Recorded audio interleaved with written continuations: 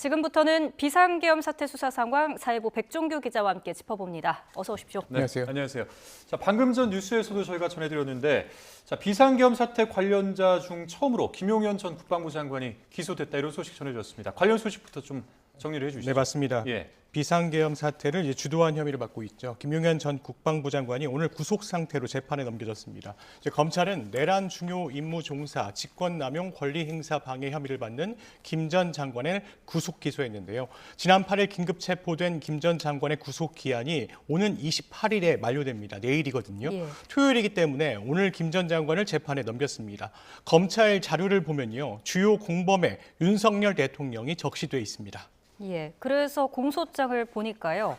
검찰이 윤 대통령을 주요 공범으로 적시를 했다고 합니다. 구체적인 윤 대통령의 지시도 나왔다고요? 네, 그렇습니다. 공소장이 전체가 이게 공개된 건 아니고요. 이제 검찰이 보도 참고 자료를 통해서 내용을 밝혔습니다.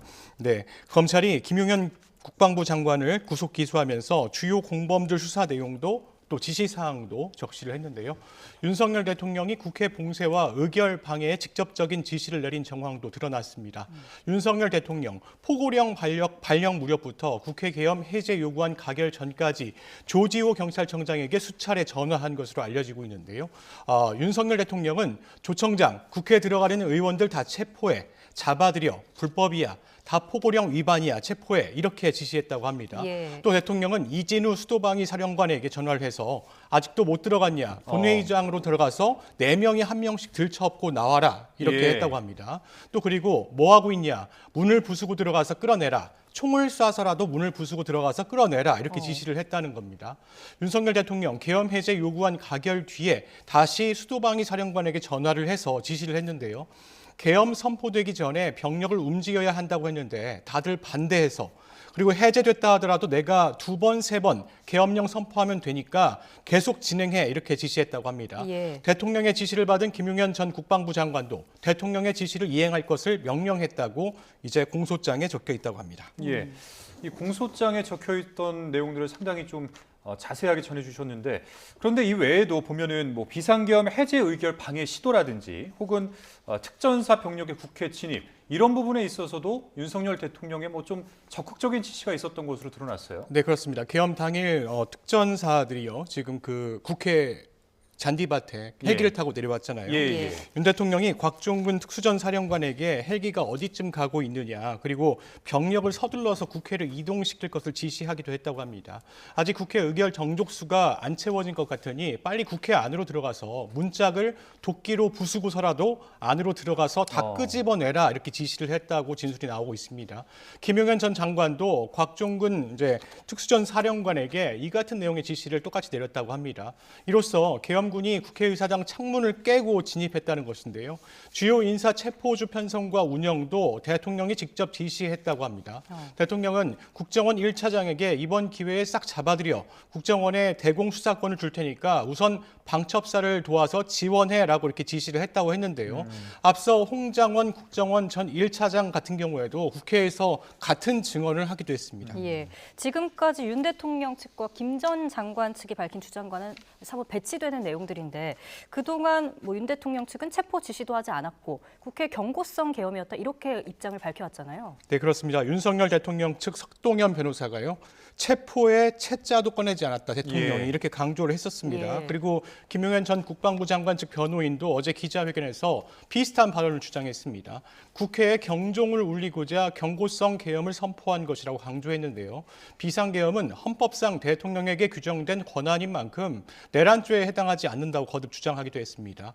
전면적 실효적 계엄을 이루고자 했다면 병력을 미리 투입하고 국회 경내 진입을 완전히 통제해서 새벽에 계엄을 선포했을 것이라고 주장하기도 했는데요. 또 윤 대통령이 계엄 당일 국회의원 출입을 막지 말라는 지시를 명확히 했다고도 밝혔는데요. 예. 국회의원 출입 저지를 전화로 지시했다는 의혹도 이제 사실이 아니라고 주장을 했는데, 그런데 김용현 전 국방부 장관 공소장을 보면 대통령이 적극적인 지시를 직접 내린 것으로 알려지고 있는데요. 국회 봉쇄와 의결 방해, 그리고 비상계엄 해제 의결 방해 시도, 특전사 병력의 국회 진입 등등 모두 지시한 것으로 알려지고 있습니다. 예. 다만 공소장에는 김 전 장관의 혐의를 설명하면서 공범들의 혐의의 진술들을 모두 내용을 담고 있습니다. 이제 김 전 장관 측 변호인들이 검찰의 주장을 뒤집는 증거나 진술 등을 확보해서 대응해야 하는 상황인데요. 그렇다 보니까 검찰의 공소 내용은 재판을 통해 확정된 사실은 아닙니다. 재판 과정에서 검찰과 김 전 장관 측의 공방이 이어지면 비상계엄 당시의 구체적인 상황들이 더 드러날 수 있을 것으로 보입니다. 예. 그러니까 뭐 지금까지는 이제 윤석열 대통령과 관련된 그 공소장에 담긴 내용들을 정리를 해주신 건데 이 김용현 전 국방부 장관과 관련한 어떤 그런 내용도 공소장에 있지 않았겠습니까? 어떤 내용이었습니까? 네, 그렇습니다.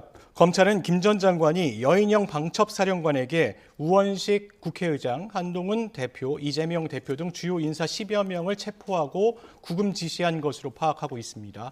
계엄 해제 의결이 임박하자 우선 체포 대상자를 또 선정을 했는데요. 거기에는 이재명 민주당 대표, 우원식 국회의장, 한동훈 전 국민의힘 대표를 체포하라 이렇게 지시를 내린 겁니다. 예. 방첩사에서 3명을 먼저 체포해서 구금시설로 이동하라고 지시도 했습니다. 예. 체포 이제 과정에서 주요 인사 체포 과정에서요. 이제 일단 이런 체포 먼저 하라는 체포 정황들이 드러난 건데요. 예. 네, 일단 주요 인사 체포 과정에 경찰 국가수사본부와 국방부 조사본부도 가담했다는 게 검찰 조사의 결과입니다.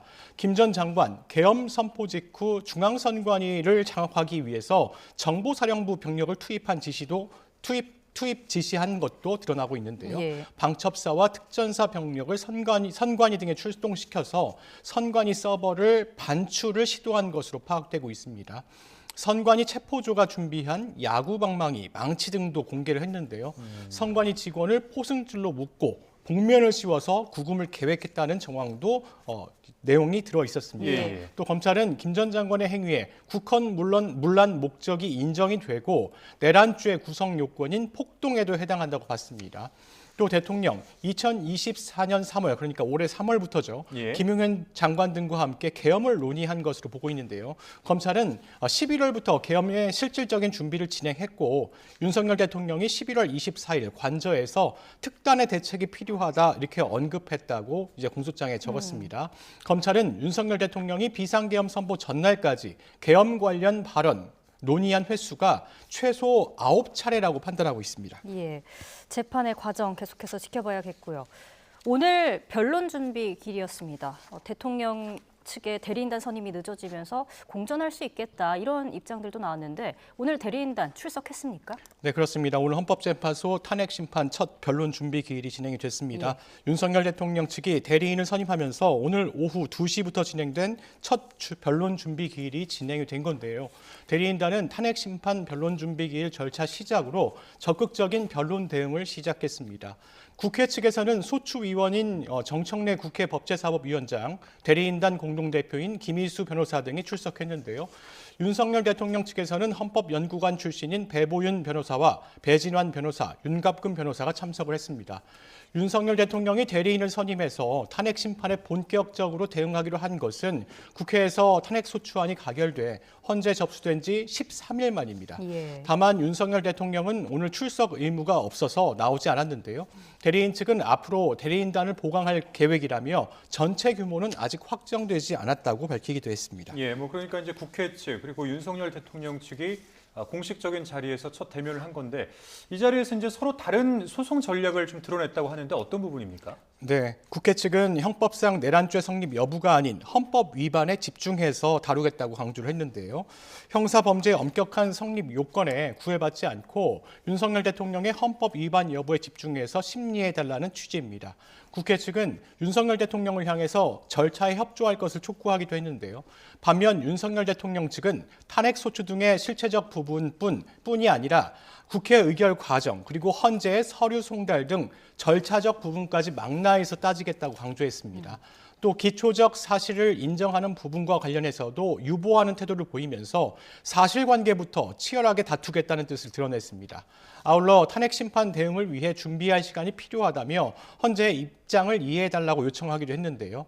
다만 윤석열 대통령 측 심판을 지연할 의도는 아니라는 입장을 밝히기도 했습니다. 예, 윤석열 대통령 측이 오전에 변론 준비기일 연기 신청을 했는데 헌법재판소가 받아들이지 않았다고요? 네, 맞습니다. 첫 변론 준비기일 헌법재판소 소심판정서 열렸습니다. 주심인 정영식 수명재판관과 이미선 수명재판관이 진행을 했는데요. 예. 헌재는 윤석열 대통령 측이 제기한 변론 준비기일 연기 신청을 받아들이지 않았습니다. 대리인단 숫자가 너무 적고 충분히 준비해야 하는데 이를 고려해달라고 하면서 소송 지연하려는 것도 아니라고 말했습니다. 그러나 재판관은 연기 신청을 검토해봤지만 준비기일 변론을 효율적이고 집중적으로 진행하는 기일일 뿐이라면서 오늘 주장 못한 부분은 앞으로 주장하고 제출이 가능하다고 밝혔습니다. 그러면서 준비기일 통지 등이 적법하게 송달이 됐고 양측 당사자가 출석해 준비기일을 열 수 있어서 연기 신청은 받아들이지 않는다고 밝혔습니다. 네, 뭐 그런가 하면은 한덕수 대통령 권한대행의 이 후임 헌법재판관 임명 연기로 인해서 올해 안에 이 헌법재판소 완전체 구성은 좀 힘들지 않겠느냐, 좀 이런 상황에 처해진 것 같은데 헌재에서도 6인 체제에서 선고 가능한지 뭐 이 부분 논의하고 있다면서요? 네, 맞습니다. 헌법재판소 공보관은 오늘 오전 브리핑을 통해서 이런 상황이 계속 바뀌기 때문에 선고할지 여부는 논의 중이고 아직 결정된 바가 없다고 강조했습니다. 헌법재판소법 제23조 1항을 보면요. 헌법재판소는 재판관 7명 이상이 출석해야 사건 심리가 가능합니다. 그런데 이진숙 방송통신위원장이 탄핵 심판 중에 낸 효력정지 가처분 신청이 인용되면서 6명이서 지금 출석해서 사건 심리가 가능한 상황이 됐거든요. 예. 헌재는 해당 가처분 결정을 근거로 심리와 변론이 가능하다는 입장이지만 선고까지는 선고 여부는 두고는 고심을 하고 있는 겁니다. 선고가 가능한지 구체적으로 명시되지 않았기 때문인데요. 탄핵 심판의 경우에는 6명 이상 탄핵에 찬성해야 인용 결정을 내릴 수 있습니다. 이제 한덕수 국무총리가 권한대행에서 물러났죠. 오늘 최상목 권한대행이 이제 헌법재판관을 다시 임명할지 주목되고 있습니다. 예. 윤석열 대통령 측이 탄핵 심판에 대응하는 이 대리인단을 뒤늦게 선임했습니다. 대리인단을 그동안 알려진 인물들이라면서요? 네, 그렇습니다. 그동안 대리인단을 선임하지 않아서 이제 예. 탄핵 심판 그리고 수사에도 영향을 끼쳤습니다. 네, 대리인단이 윤곽이 드디어 드러났는데요. 변호사 선임에 어려움을 겪고 있다는 그 전언에 잇따랐지만 예. 우선 개인적 친분을 바탕으로 신뢰할 수 있는 이들로 대리인단을 꾸린 것으로 보입니다. 윤갑근, 배진한, 그다음에 배보윤 변호사, 그다음에 김홍일 전 방송통신위원장이 형사소송 대응을 포함한 변호인단의 대표를 맡기로 했습니다. 그리고 석동현 전 민주평화통일자문위원회 사무처장이 외곽 지원을 하기로 한 것으로 보이는데요. 예. 판사 출신 배진한 변호사와 석동현 변호사는 윤석열 대통령과 서울대 법대 79학번 동기로 알려지고 있습니다. 김홍일, 윤갑근 변호사는 검찰 내 특수통으로 윤석열 대통령의 선배로 알려지고 있습니다. 배보윤 변호사는 헌법연구관 출신으로 박근혜 전 대통령 탄핵 사건 당시에 헌재 공보관으로 근무를 했는데요. 탄핵 심판과 수사 대응 과정에서 윤 대통령의 입 역할을 할 공보 담당은 윤갑근 변호사로 정해졌습니다. 네, 사실 뭐 오늘 이 대리인단이 출석을 하기는 했는데 사실 그동안 계속 뭔가 윤석열 대통령 측에서는 무대응, 버티기 전략 이런 걸 좀 세우지 않았나 싶은데 이게 갑자기 이렇게 좀 바뀐 이유는 어디서 찾을 수 있을까요? 네, 그렇습니다. 윤석열 대통령 측 그동안 별다른 입장을 내지 않아왔습니다. 서류 미제출은 물론 수사기관의 출석 여부에도 불응하기도 했는데요. 대통령실 압수수색 거부 등 버티기로만 일관해왔습니다. 그런데 오늘 처음으로 변호인단을 꾸리고 입장을 밝혔는데요. 탄핵 심판이 본격화하고 내란 혐의 수사망이 좁혀지자 윤석열 대통령 측이 나설 수밖에 없는 상황이 된 것으로 보입니다. 그리고 어제 한덕수 국무총리의 헌법재판관 임명을 거부한 영향도 미친 것으로 보이는데요. 특히 어제 김용현 전 국방부 장관 측이 기자회견을 열었죠.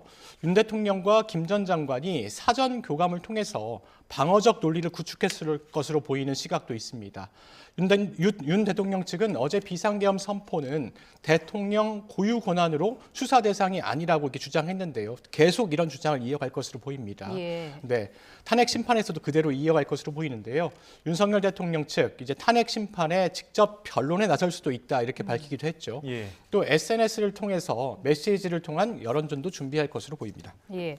윤석열 대통령 측은 그동안 탄핵 심판이 선행돼야 한다 이렇게 거듭 주장을 했는데 오늘 첫 변론 준비 기일을 마친 뒤 나온 입장에서도 결이 같은 것으로 보였어요. 네, 그렇습니다. 수사보단 탄핵 심판이 먼저라는 입장을 계속 내세웠습니다. 예. 변호인 측은 헌법재판을 준비하면서 헌법재판이 선행되어야 하지 않을까 하는 생각이라 이렇게 밝혔습니다.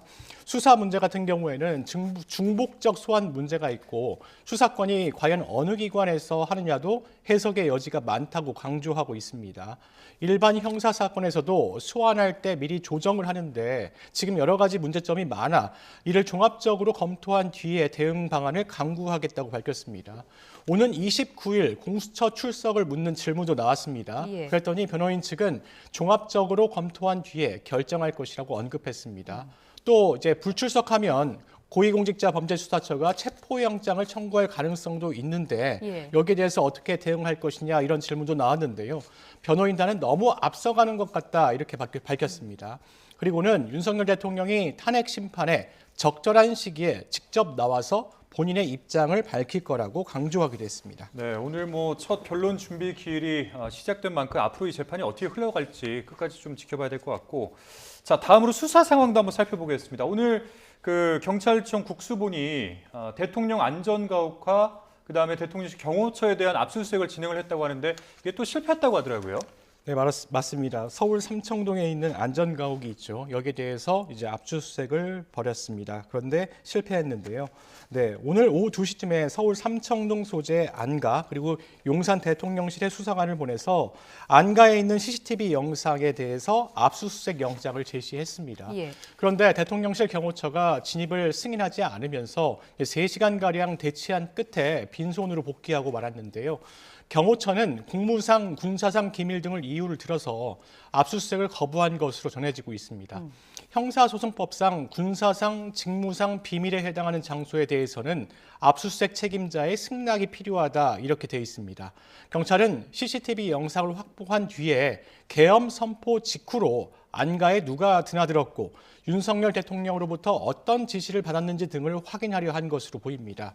앞서 조지호 경찰청장, 김봉식 서울청장이 계엄 선포 3시간 전에 안가에서 대통령을 먼저 만나서 계엄 관련 지시 사항을 문건을 전달받았다고 알려져 있죠. 예. 안가에서는 계엄 해제 당일, 그러니까 4일이에요. 지난 4일에 박성재 법무부 장관과 김주현 대통령실 민정수석 비서관 등이 또 모임을 가진 것으로 알려지고 있는데요. 경찰은 지난 11일 용산 대통령실과 합동참모본부 그리고 17일 대통령실 청산의 경호처에 대한 경호처 서버 등에 대한 압수수색을 시도했지만 역시 경호처에 가로막히고 말았습니다. 예, 자 여기까지 듣겠습니다. 지금까지 사회부 백종규 기자였습니다. 고맙습니다.